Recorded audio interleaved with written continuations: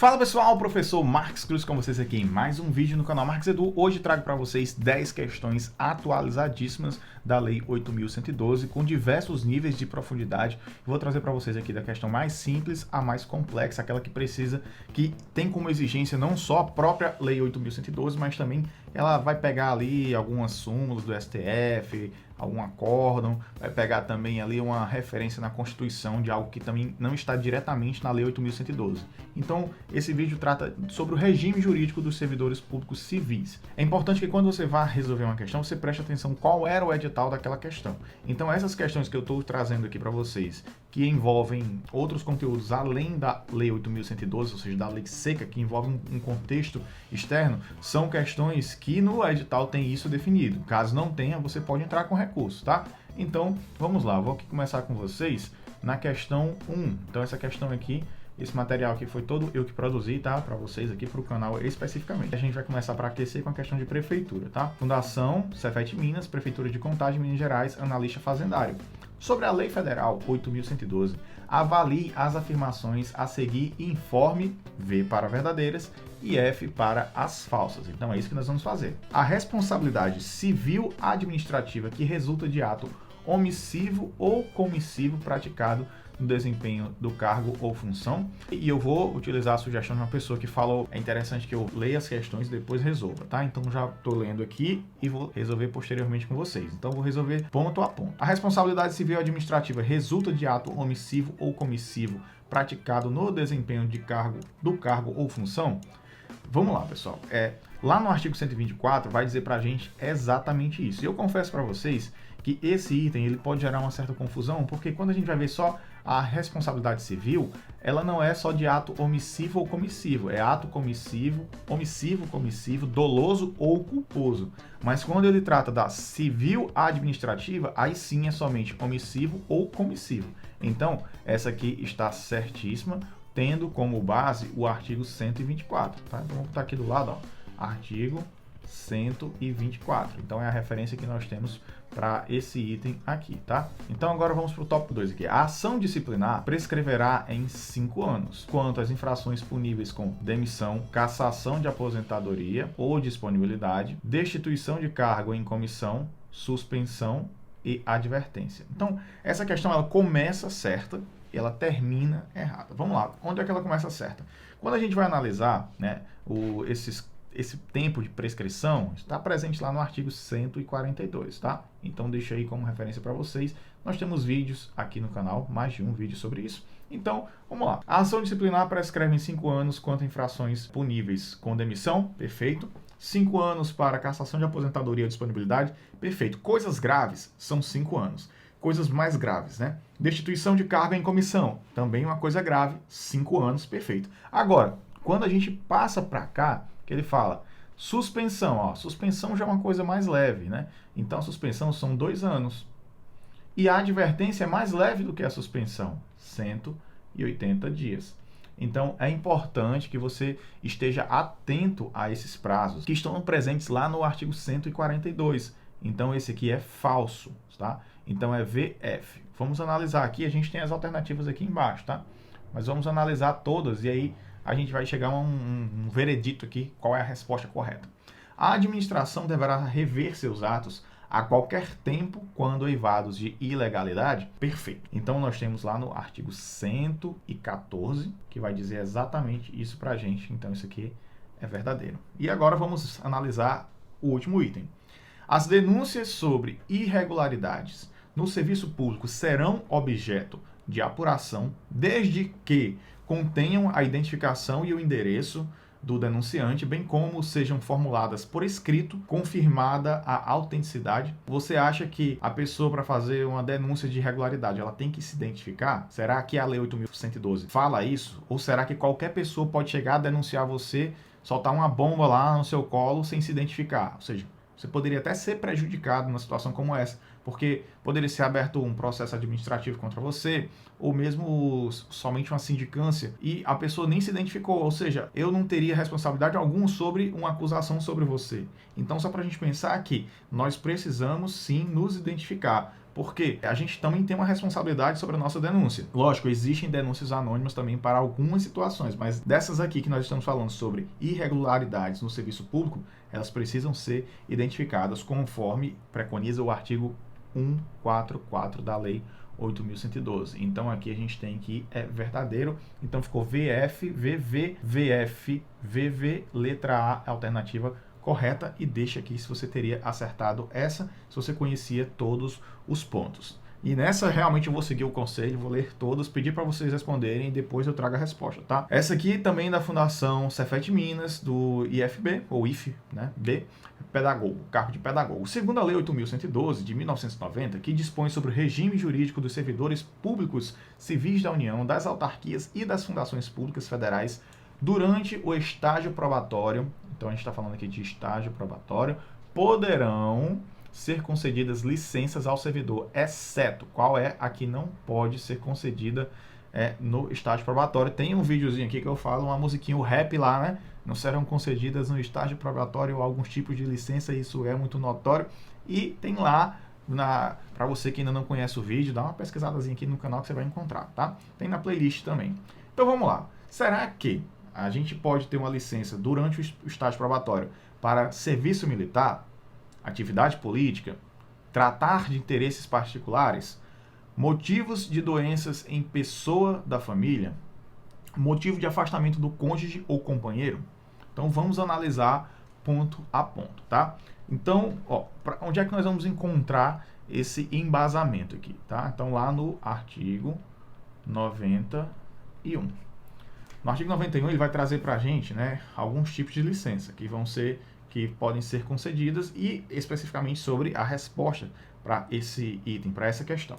Primeiramente, serviço militar, a gente deve imaginar que é uma coisa que o estágio probatório não pode privar, tá? Então, essa aqui, você pode sim. Outra coisa, atividade política pode. Você pode no estágio probatório, de repente você foi eleito vereador, prefeito, presidente da república, então você, obviamente, que você pode, tá? Tratar de interesses particulares, esse aqui você não pode, tá? Por quê? Porque para tratar de interesses particulares, que é o que fala lá no nosso artigo 91, esse caso especificamente é a critério da administração, poderão ser concedidos ao servidor ocupante de cargo efetivo, desde que não esteja em estágio probatório, licença para o trato de assuntos particulares pelo prazo de até 3 anos consecutivos sem remuneração. Então nós temos que o caso da letra C é o que atende ao que a questão está pedindo, que é o exceto. Então, tratar de interesses particulares no estágio probatório? Não pode. Motivo de doença em pessoa da família. Pensa comigo, tem uma pessoa que adoeceu na sua família. Você não pode tratar dessa pessoa, você não pode sair porque você está no estágio probatório? Pelo amor de Deus, gente, é uma situação que está fora do domínio do servidor. E a outra situação, motivo de afastamento do cônjuge ou companheiro, como já falei inúmeras vezes aqui no canal. A própria Constituição Federal ela não pode ser contra a família. Então, quando um servidor ele é afastado, né, o cônjuge desse servidor é afastado, né, o companheiro desse servidor é afastado, companheiro, companheira, é afastado devido a uma necessidade do trabalho, ou seja, no interesse da administração, não foi meu interesse, não foi que eu passei num concurso em outro lugar, não, no interesse da administração eu fui afastado, eu fui deslocado para um outro ponto, fui redistribuído, fiz qualquer coisa, tive que sair, tive que ser deslocado. O cônjuge entrou hoje, amanhã já pode sim ser afastado para acompanhar o companheiro ou o cônjuge, beleza? Então, esse aí, questão 2, item C. Vamos agora para a questão 3, que também é da Fundação Cefet Minas, do Técnico Laboratório Vestuário. Para os efeitos da Lei 8.112, que dispõe sobre o regime jurídico dos servidores públicos civis da União e autarquias federais, servidor é a pessoa legalmente, letra A, investida em cargo público, letra B, ocupante de função temporária, letra C, aprovada em estágio probatório, letra D, prestadora de serviços públicos e letra E, aprovada em concurso público homologado. Eu sempre brinco com essa questão aqui, porque tem um vídeo daquele Vitor Alves, talvez vocês conheçam aí, aquele que é um comediante, e ele faz umas brincadeiras assim que diz, eu estou estudando para o concurso, eu já sou servidor, né? Então ele diz, meu nome já saiu lá no Diário Oficial. Já sou servidor? Ainda não. Quando é que você se torna um servidor? Quando você assina o termo de posse. Então, quem é o servidor? É a pessoa legalmente investida em cargo público. E aí nós temos lá no artigo 2º da Lei 8.112, que servidor é a pessoa legalmente investida em cargo público, beleza? Então, aqui é a letra A. Caso você tenha alguma dúvida, recomendo que você dê uma olhadinha lá em cada um, tá? Para você não ter dúvida, tá? Mas já estou trazendo aqui para você, artigo 2º da Lei 8.112, servidor é a pessoa legalmente investida em cargo público, tá lá no comecinho da lei, já para você que começou a ler, não teve tempo de ler tudo, essas questões estão trazendo aqui os artigos iniciais, isso é muito bom. Vamos lá, IFB, professor, Fundamentos de Audiovisual, questões atualizadas 2023. Se você ainda não é inscrito no canal, aproveita para se inscrever agora, deixar o seu like, clicar no sininho, porque aqui tem muita questão que eu vou trazendo para você, e são questões atualizadas, contextualizadas, para a gente entender, não só saber qual é a resposta, mas entendermos aí o conceito por trás, a gente poder aprender e aplicar em outras situações. Segundo os termos da Lei 8.112 de 1990, que dispõe sobre o regime jurídico dos servidores públicos civis da União, das autarquias e das fundações públicas federais, qual benefício consiste no ressarcimento das despesas comprovadamente realizadas pelo servidor com aluguel de moradia ou com meio de hospedagem administrado por empresa hoteleira no prazo de 1 mês após a comprovação da despesa pelo servidor. Então vamos lá. A gente está falando de despesa com aluguel de moradia, hospedagem administrada por empresa hoteleira e no prazo de 1 mês após a comprovação. Ou seja, a gente está falando aí de um prazo longo. Letra A, diárias. B, transporte. C, vencimento. Letra D, ajuda de custo. E letra E, auxílio moradia. Vamos pensar aqui, antes de eu trazer aqui para vocês qual é o artigo que trata, que dá a resposta para a gente. Primeiramente, diárias. Diárias é por um curto período de tempo. Então, quando você vai fazer alguma viagem a trabalho, desde que aquilo não seja algo já inerente ao seu trabalho. O seu trabalho é ficar viajando de cidade em cidade, estado em estado. Então, você não vai ter direito à diária. Mas se é algo corriqueiro que está acontecendo eventualmente, né, é algo excepcional, é algo que está acontecendo extraordinariamente, aí você tem direito. Então, diária não é. Por quê? Porque ele está ficando aí por mais de 1 mês. Então, não é algo pontual. Transporte não, porque não está relacionado com a ida e vinda dele, sim com a instalação no local. Vencimento não tem sentido, né? Que a gente sabe que vencimento é o quê? É o quanto que a gente vai receber. Aí, ajuda de custo. Você poderia pensar, vou ficar em dúvida aqui entre ajuda de custo e auxílio moradia. A ajuda de custo, ela está relacionada com uma ajuda que é dada ao servidor para ele poder fazer uma mudança de um lugar para o outro. Então, o servidor, ele... agora chega para mim e agora você foi removido via ofício para tal lugar. Então, você vai ter direito, como você vai para aquele outro lugar, a uma ajuda de custo para poder, ou então redistribuído, na verdade, né? Você vai ter um auxílio para você poder se mudar, para você poder levar sua família, poder levar seus móveis, suas coisas. Então, é uma ajuda de custo, é algo pontual. É só para essa despesa. Já o auxílio moradia, aí, quando você é deslocado para um outro lugar, você fica por um período de tempo recebendo esse auxílio até você se instalar, dependendo da situação. E eu vou falar aqui para vocês no artigo, onde é que está falando isso aí para a gente. Lá no artigo 60, certo? Vou escrever aqui para vocês, no artigo 60A. Ele vai dizer que a gente tem o ressarcimento e como se trata de ressarcimento, você vai receber 1 mês após a comprovação da despesa. A mesma coisa que acontece com o ressarcimento da saúde, né? Eu pago meu plano de saúde, no outro mês eu recebo uma parcela de volta, beleza? Então, é isso, nós temos aqui que é a letra E, a resposta correta. Neste caso, diga aqui se você tinha acertado essa. Vamos agora para a questão 5. Essa questão 5 é da Prefeitura também de São Paulo, né? A banca Avança São Paulo, da Prefeitura de Americana, do cargo de oficial administrativo. Então, vamos ler. Quero que você, para cada questão dessa, dá uma pausa no vídeo aqui, lê a questão, deixa aqui no comentário qual é a sua resposta. O servidor responde civil, penal e administrativamente pelo exercício irregular de suas atribuições.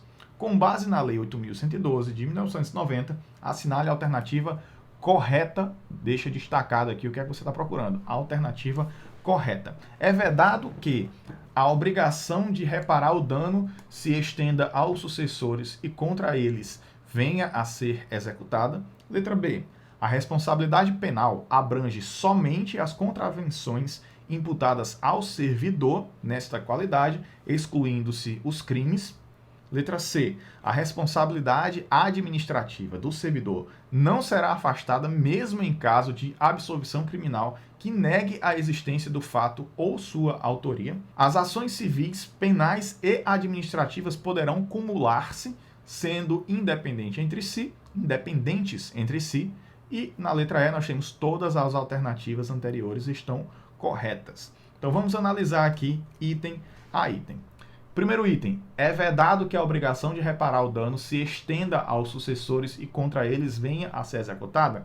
Não é vedado, é permitido, e a gente tem como embasamento o nosso artigo 122, parágrafo 3º, certo? Então, essa aqui, se de repente a pessoa causou algum dano, a herança dela vai entrar aqui no rolo também, tá? Na letra B, a responsabilidade penal abrange somente contravenções imputadas ao servidor nessa qualidade, excluindo-se os crimes. Olha aí, pessoal, será que a responsabilidade penal ela vai excluir os crimes? Então, ele vai levar em consideração não somente contravenções e crimes, tá? Então, é contravenções mais os crimes. E a gente tem aí como embasamento o artigo 123, beleza? Então, esse item aqui também está errado, nós estamos procurando a alternativa correta. A responsabilidade administrativa do servidor não será afastada mesmo em caso de absolvição criminal que negue a existência do fato ou da sua autoria. Olha aí, você está passando por um processo administrativo e esse processo ele também está rolando lá na esfera criminal. Na esfera criminal aconteceu que foi comprovado que não existe nenhum fato, alguma materialidade daquilo foi detectado lá que você foi absolvido, em todas as provas lá que você foi absolvido. Será que você ainda precisa responder administrativamente por isso? O que é que a Lei 8.112 fala? Que não, né? Se você foi absolvido criminalmente, administrativamente vai de tabela, tá? E a gente tem isso lá no artigo 126. Deixar aqui também como referência para vocês, artigo 126. Na letra D nós temos as sanções civis, penais e administrativas poderão cumular-se sendo independentes entre si. Perfeito, tá? A gente já viu isso aqui em vídeos aqui no canal, artigo 125. Então deixei para vocês. Letra D é a alternativa correta. E por último, todas estão corretas? Lógico que não, que a gente viu que A, B e C estão incorretas. Então, a letra E também está incorreta. Letra D é a resposta correta, beleza? Vamos para a próxima questão de número 6, que é FAURGS, AUF, a Universidade Federal do Rio Grande do Sul, assistente em administração. Considere as afirmações abaixo, tendo em vista a Lei 8.112, o regime jurídico dos servidores públicos civis da União, das autarquias e das fundações públicas de 11 de dezembro de 1990. O que é o cargo público? Cargo público é o conjunto de atribuições e responsabilidades previstas na estrutura organizacional que devem ser cometidas a um servidor. É obrigatória a prestação de serviços gratuitos pelo servidor público em casos especiais, quando houver interesse justificado da administração devidamente homologado pelo ministro de Estado e mediante a autorização da autoridade imediatamente superior. Constituem indenizações ao servidor, entre outras, as diárias e o auxílio moradia. O servidor que fizer jus aos adicionais de insalubridade e de periculosidade deverá optar por um deles. Quais estão corretas? Então, a gente tem aí essas alternativas. Vamos analisar agora cada item. Já peço a você que acabou de ver os itens aqui, ó. Se você ainda não acompanhou comigo, dá uma pausa aí, lê as questões e vê qual é que você vai marcar e depois a gente continua, tá? Então vamos lá. O cargo público é o conjunto de atribuições e responsabilidades previstas na estrutura organizacional que devem ser cometidas a um servidor? Perfeito. Isso aqui está exatamente como fala o artigo 3º da Lei 8.112. Então a gente sabe que a 1 é verdadeira. No item 2, é obrigatória a prestação de serviços gratuitos. Olha aí, é obrigatória a prestação de serviços gratuitos pelo servidor público em casos especiais, quando houver interesse justificado da administração devidamente homologado pelo ministro de Estado mediante autorização da autoridade imediatamente superior. Olha aí, a gente tem uma situação na Lei 8.112 que ele fala que é proibido, né, vedado, o trabalho, a prestação de serviços gratuitos. Mas lá no finalzinho, ele fala que salvo casos previstos em lei. E aí vem a situação. que esse item acabou de colocar. Ele está falando que é obrigatória a prestação de serviços em uma determinada situação, mas a gente tem que perceber o detalhe do que a lei coloca. Ela fala que é vedado, salvo casos previstos em lei. Então, quando ele diz que, nesse caso, que é salvo casos previstos em lei, ele seria o quê? Permitido e não obrigatório. E nesse item aqui, ele está trocando justamente o permitido, que seria salvo os casos previstos em lei, com o obrigatório. Ou seja, há uma discrepância muito grande do ponto de vista de interpretação. Então, esse item aqui, certamente, está errado. E a gente tem aqui como base o artigo 4º. Então, essa aqui é a nossa referência para esse item 2. Vamos para o item 3, né? Então a gente viu que o 2 está falso. Constituem indenizações ao servidor, entre outras, as diárias e o auxílio moradia. Esse aqui também está perfeito, certo? A gente tem lá no artigo 51, que vai dizer para a gente o que é que a gente tem lá no caso de indenizações. A gente tem ajuda de custo, diária, auxílio transporte, auxílio moradia. Então todos esses auxílios são previstos lá como indenizações, lá no artigo 51 da Lei 8.112, então esse aqui também é verdadeiro. E 4, né, a gente vai ter como fundamentação o artigo 68, parágrafo 1º, que vai dizer para a gente exatamente aqui que o servidor que fizer jus aos adicionais de insalubridade e de periculosidade deverá optar por um deles. Sim, você tem que optar por um dos dois, então é isso. E agora vem a questão polêmica, porque nós vamos analisar aqui os itens. A gente viu que o único falso é o 2, e as alternativas têm. Quais estão corretas? Ele colocou apenas na frente, e esse aqui é um grande problema para essa questão, tá? Apenas 1 e 2? Não, né? A gente viu que não. Apenas 1 e 3? Também não. Apenas 1 e 4? Também não. Apenas 3 e 4? Também não. Apenas 1, 2, 3 e 4? Também não. Ou seja, gente, essa questão deveria ser apenas 1, 3 e 4. Então a gente vê que não tem uma alternativa correta, mas eu fiz questão de colocar isso aqui, tá? E eu fui dar uma pesquisada depois, essa questão foi anulada, mas eu achei interessante, tá? A forma com que ela trabalhou os itens e por isso eu quis trazê-la aqui para vocês, beleza? Então fala aqui embaixo se você já tinha percebido que essa questão tinha sido anulada ou se você mesmo fez a prova, tá? E vamos para frente aqui, vamos para a questão de número 7, questão da FGV. Aqui é uma questão de alto nível, que é uma questão da Receita Federal, analista tributário, agora que aconteceu esse ano. Então vocês devem imaginar que, de fato, a gente tem aqui um nível elevado de prova. Então vamos lá. Cláudia é servidora pública federal de carreira, devidamente aprovada em concurso público para o cargo de nível médio. Então ela é uma servidora pública federal aprovada para um cargo de nível médio, que galgou a estabilidade há alguns anos, ou seja, ela já é estável. Recentemente, Cláudia foi aprovada em concurso de nível superior do estado ômega, de um estado qualquer aí da Federação Brasileira, com remuneração bastante superior e que é inacumulável com o anterior. Foi convocada para a nomeação, mas está receosa de eventualmente não ser habilitada no estágio probatório relativo ao novo cargo. Diante desta situação hipotética, à luz do disposto na Lei 8.112, é correto afirmar que Cláudia... Aí, vamos lá, pessoal. A gente está falando aqui de uma questão da Receita Federal, que é uma questão, como eu falei, que é um nível bem elevado. E quando a gente vai analisar esses itens aqui, é importante que essa questão ela não vai tomar como base somente a letra da Lei da 8.112. Ela vai usar referências externas e por isso que eu trouxe aqui para vocês, para a gente discutir um pouco, para além do que está na letra da lei seca. Tá? Então vamos analisar. Ó, letra A. Ela já está estabilizada no serviço público, de modo que não poderia ser inabilitada no estágio probatório do novo cargo. Esse item aqui, já posso dizer a vocês que ele facilmente está errado, porque quando a gente passa num novo concurso, obrigatoriamente nós temos que passar por um novo estágio probatório. Tá? Então esse item aqui, ele facilmente a gente já pode dizer que ele está errado. Na letra B, ele diz acerca do que ela deve fazer. Ela deve pedir exoneração do cargo que ocupa, inexistindo previsão que viabilize o seu retorno caso não seja habilitada em estágio probatório. Então, vou passar aqui e ler todos os demais. Eu só eliminei a letra A e eu quero deixar aqui, ó, entre B, C, D, E para vocês. Quero que vocês analisem. Mais uma vez, dá uma pausa aí. Me diz qual a resposta aqui, porque quem tiver acertado essa aqui, eu vou dizer que você é fera, tá? Vamos lá. Deve pedir a exoneração do cargo que ocupa, inexistindo previsão que viabilize o seu retorno, caso não seja habilitado em estágio probatório, na letra C. Não pode pedir a exoneração com viabilidade de retorno em caso de inabilitação no estágio probatório, na medida em que o novo cargo não é federal.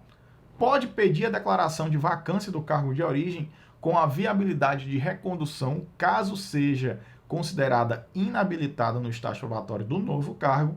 Deve solicitar a disponibilidade com a possibilidade de ser aproveitada no novo cargo, no cargo anteriormente ocupado, caso venha a ser considerada inabilitada no estágio probatório do novo cargo. Vamos lá.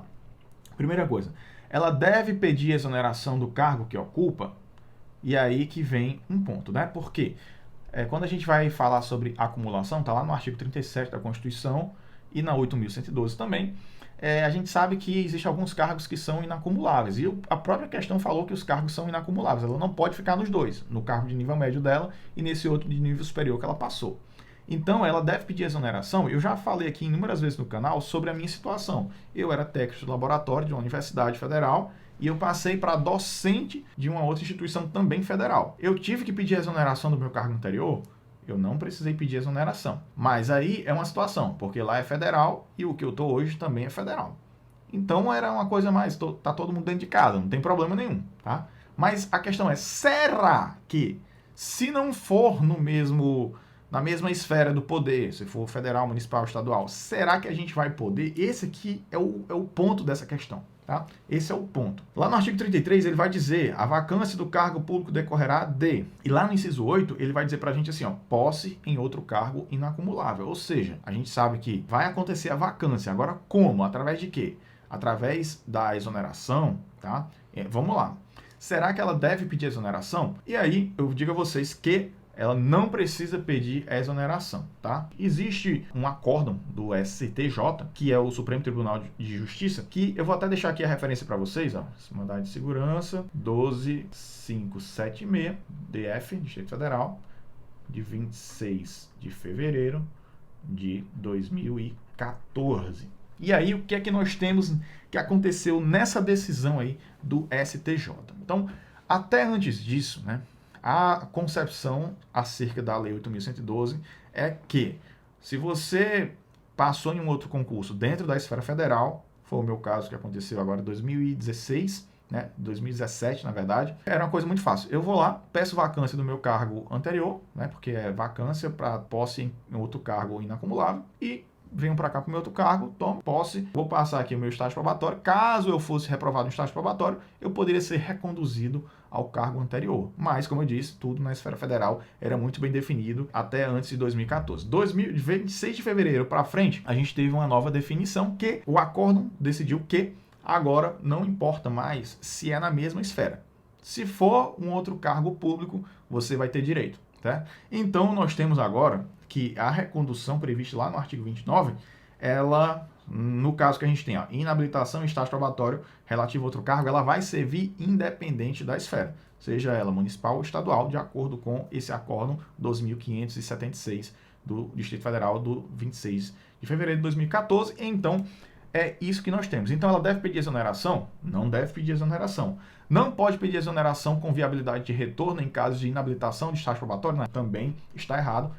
Com base em quê? Aqui. Ou seja, não é com base somente na Lei 8.112. Se a gente for olhar somente para a Lei 8.112, a gente não tem fundamentação para poder responder se ela poderia ou não. Porque vai recair numa interpretação nossa. Na Lei 8.112 fala em posse em outro cargo inacumulável e não especifica a esfera. Então, o mais óbvio seria a gente pensar que, como ele não especifica, então poderia.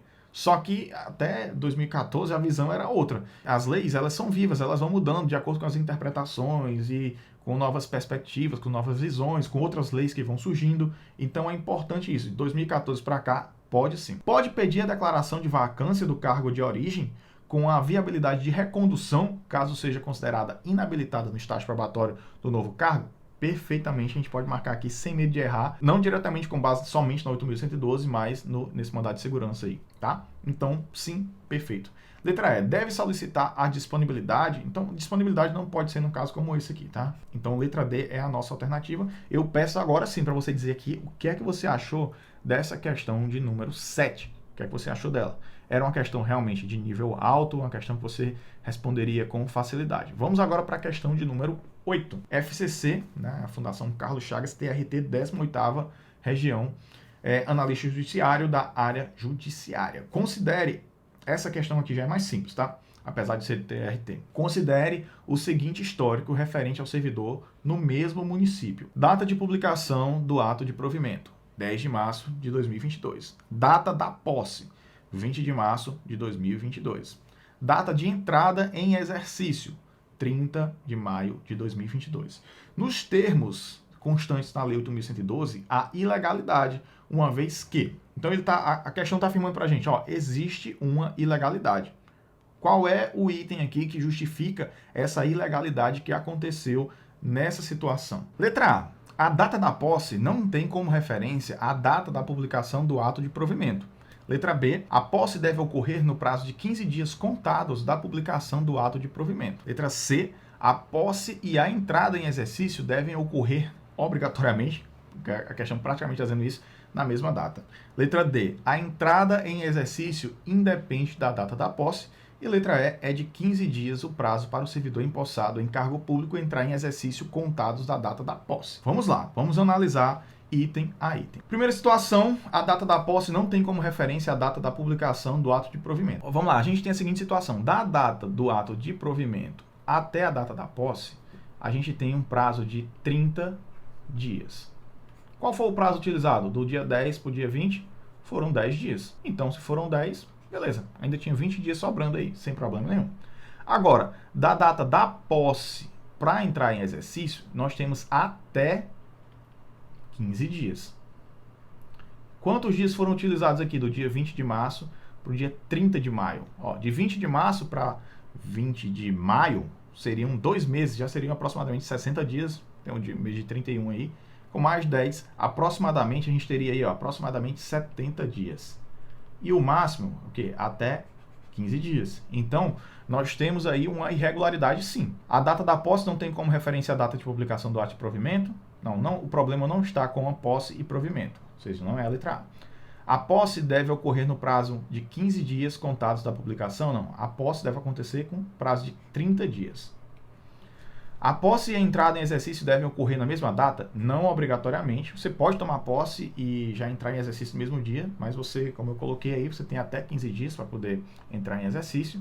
A entrada em exercício depende da data, independe da data da posse? Não, a gente viu que existe uma dependência de 15 dias. E na letra E, é de 15 dias o prazo para o servidor empossado em cargo público entrar em exercício contados da data da posse.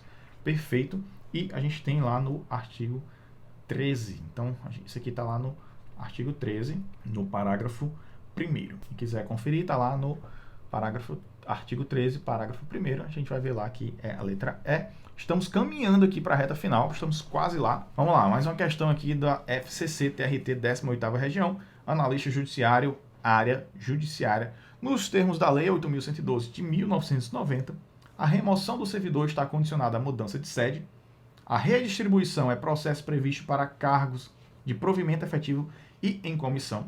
O servidor estável inabilitado em estágio probatório relativo a outro cargo será submetido à recondução ao cargo anteriormente ocupado, desde que não provido. Letra D. A reintegração é a reinvestidura do servidor estável ou em estágio probatório. E letra E. A reversão é o processo que alcança servidores ativos e aposentados. Vamos lá, pessoal. Vamos lá. Essa questão 9 ela é bem interessante aqui pra gente. Ó.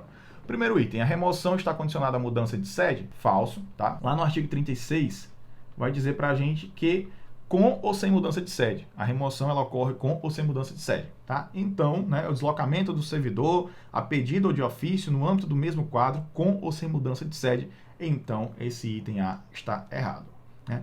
Letra B. A redistribuição é um processo previsto para cargos, perfeito, redistribuição para cargos de provimento efetivo, perfeito, e em comissão? Não, redistribuição não é para cargos em comissão, para cargos efetivos, aí a gente tem lá no artigo 37, tá? Artigo 37, somente para cargo de provimento efetivo, essa aqui também está errada. Letra C. O servidor estável inabilitado em estágio probatório relativo a outro cargo será submetido à recondução ao cargo anteriormente ocupado, desde que não provido, né? A gente tem aqui que eu já falei para vocês, artigo 29, a gente já discutiu um pouco sobre isso, né? Agora, na questões anteriores. Então, esse aqui é verdadeiro. Nós temos aqui que a 9 é, de fato, letra C. Porque a recondução é o retorno do servidor estável ao cargo anteriormente ocupado. Tá? E lá no parágrafo único, ele diz assim, ó, encontrando-se provido o cargo de origem, o servidor será reaproveitado em outro, observado o disposto no artigo 30 da referida lei, né? Então, esse aqui é o item correto. Na letra D, nós temos a reintegração e reinvestidura do servidor estável ou em estágio probatório. Não, você não pode ser reintegrado se você estava em estágio probatório, tá? Então, você só vai poder ser reintegrado se você fosse estável. E na letra D, e aqui a gente tem, né, no caso, artigo 28, aqui, ó. Só deixar aqui a referência. E na letra E, nós temos aqui no artigo 25, a nossa referência, que é a reversão é um processo que alcança servidores ativos e aposentados. Não, reversão é só para aposentados, tá? Então, lá no artigo 25. Então, questão 9, letra C. E agora sim, vamos para a última questão, que é a questão mais complexa de fato aqui, que eu reservei para vocês nesse vídeo. Então, se você ainda não deixou o seu like, eu sei que você já deixou. Às vezes o vídeo tem 10 mil visualizações e 100 likes. Vamos deixar o like agora, porque eu preparei esse vídeo com muito carinho para vocês. Como vocês podem ver aqui, eu digitei isso aqui, trouxe para vocês, selecionei as questões. Então, para mim é muito importante que vocês deixem o seu like, deixem um comentário aqui com sugestões ou então falando as questões que você achou mais interessante para fortalecer o canal e também para que eu possa alcançar mais pessoas, que aí quando o vídeo é divulgado para mais pessoas vão ser alcançadas e a gente vai conseguir aí ajudar muito mais gente que está interessada no mundo dos concursos e que quer mudar de vida através da educação. Essa questão, ela é de alto nível porque ela foi uma questão para auditor, né? Então essas questões para auditores, normalmente, elas possuem um nível mais elevado e elas levam em consideração outras coisas além da lei seca, né?